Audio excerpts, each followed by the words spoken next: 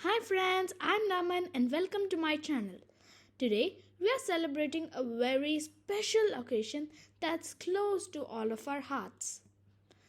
And that is none other than Mother's Day.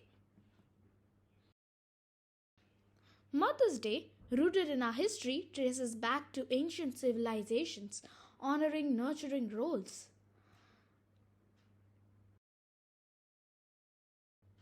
In the early 20th century, thanks to Anna Jarvis, it became a US holiday celebrating maternal sacrifices and gratitude to all moms. Today, Mother's Day is celebrated worldwide, showering moms with love and thoughtful gifts.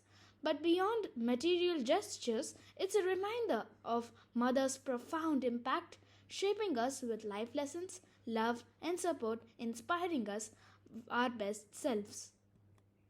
So, as we celebrate Mother's Day today, let's make an Mother's Day greeting card in just 2 lines of Python code. So, our first step to making our greeting card for our mothers is to go to github.com/namanuriti/pynutools. Here, you must download the zip file as shown in the picture. After downloading the file, move the file to the folder you're going to have your Python files. Now, I will show you how to do it myself.